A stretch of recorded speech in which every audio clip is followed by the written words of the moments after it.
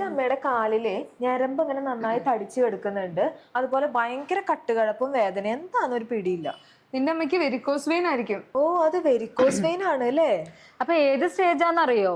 Varicose vein ആണെന്ന് തന്നെ ഞാൻ എപ്പോഴും അറിയണത്. ഇതിന് സ്റ്റേജ് ഒക്കെ ഉണ്ടോ ഇനി? ഈ വെരിക്കോസ് വെയിനിന് സ്റ്റേജസ് ഒക്കെ ഉണ്ട്. ടോട്ടൽ 4 സ്റ്റേജ് ആണുള്ളത്.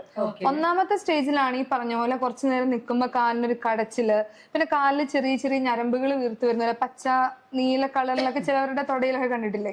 അപ്പൊ ആ രീതിയിൽ ഞരമ്പ് വീർത്ത് വരുന്ന പോലെ ഉണ്ടാവും. സ്റ്റേജ് 2 ആവുമ്പോൾ ഈ ഞരമ്പ് ചെറിയ രീതിയിൽ വീർത്ത് വരുന്നതായിട്ട് കാണാം. ഇതുപോലെ വേദന, മസിൽ കോച്ചി പിടിക്കുന്ന പോലെ കട്ടുകഴപ്പൊക്കെ കൂടും. മൂന്നാമത്തെ സ്റ്റേജ് ആകുമ്പോൾ ചെറിയ രീതിയിൽ ചൊറിയാൻ തുടങ്ങും. മുട്ടിന്റെ താഴേക്കൊക്കെ ആ വീർത്തിരിക്കുന്ന ഞരമ്പിന്റെ അവിടെ മുട്ടിന്റെ താഴെ ഭാഗത്തൊക്കെ ചൊറിച്ചില് സ്റ്റാർട്ട് ചെയ്യും. അതുപോലെ കറുത്ത് വരുന്നതായിട്ട് തോന്നും. ഇതുപോലെ ബുദ്ധിമുട്ടുകൾ വീണ്ടും ഒന്നും കൂടെ കൂടുന്നതായിട്ട് ഫീൽ ചെയ്യും. നാലാമത്തെ സ്റ്റേജ് ആണ് ഇതിന്റെ ഫൈനൽ സ്റ്റേജ്. ആ സ്റ്റേജിലാണ് ചെറിയ രീതിയിൽ ഈ ചൊറിഞ്ഞ ഭാഗത്തൊക്കെ പൊട്ടാൻ തുടങ്ങും, അൾസർ ആവാൻ തുടങ്ങും. ഇങ്ങനെ 4 സ്റ്റേജ് ആണ് വെരിക്കോസ് വെയിൻ ഉള്ളത്. അപ്പൊ അമ്മയുടെ ഈ ബുദ്ധിമുട്ടും വെരിക്കോസ് വെയിൻ ഒക്കെ മാറാൻ നമ്മൾ എന്താ ചെയ്യാ?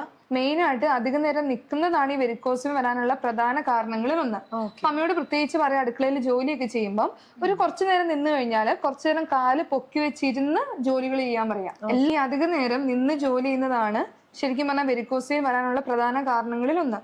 അമ്മമാരൊക്കെ പൊതുവെ അടുക്കളയിൽ കുറെ നേരം നിന്നാണല്ലോ ജോലി ചെയ്യുക. അപ്പൊ അമ്മയോട് പറയേണ്ട കാര്യം, ഈ അരിയുന്ന കാര്യങ്ങളൊക്കെ ഒരു കസേരയിൽ ഇരുന്നിട്ട് കാല് സ്റ്റൂളിൽ പൊക്കി വെച്ചിട്ട് ഈ കാര്യങ്ങളൊക്കെ ചെയ്തു കഴിഞ്ഞാൽ ഇടയ്ക്ക് ഒരു റെസ്റ്റ് കിട്ടും അമ്മയ്ക്ക് ജോലി ചെയ്യുന്നതിന്റെ ഇടയ്ക്ക്. അത് കുറയാനായിട്ട് ഹെൽപ്പ് ചെയ്യും. അതുപോലെ തന്നെ റിവേഴ്സ് മസാജ് ചെയ്യുന്നത് വളരെ ബെനിഫിഷ്യൽ ആണ്. എന്ന് പറഞ്ഞു കഴിഞ്ഞാൽ കാല് നീട്ടിയിരുന്നിട്ട് പാദത്തിന്റെ ഭാഗത്ത് നിന്ന് മുകളിലേക്ക് ചെറിയ രീതിയിൽ ചെറിയ ഓയില്, സാധാ വെളിച്ചെണ്ണയൊക്കെ ഉപയോഗിച്ച് ഒന്ന് മസാജ് ചെയ്ത് കൊടുത്താൽ അതും വളരെ ബെനിഫിഷ്യൽ ആയിരിക്കും. പിന്നെ നമ്മുടെ കാലിനെ മസിൽസിനെ ബലപ്പെടുത്തുന്ന രീതിയിലുള്ള കുറച്ച് വ്യായാമങ്ങളൊക്കെ ചെയ്തു കഴിഞ്ഞാൽ അതും വളരെ സഹായകമായിരിക്കും. അമ്മയോട് പ്രത്യേകം പറയാം, കിടക്കുന്ന സമയത്ത് 1 or 2 തലോണ വെച്ചിട്ട് കാലൊന്ന് പൊക്കി വെച്ച് കിടക്കുകയാണെങ്കിൽ ഈ വെരിക്കോസ് വെയിൻ കുറയാനായിട്ട് അത് ഒത്തിരി ഹെൽപ്പ് ചെയ്യും.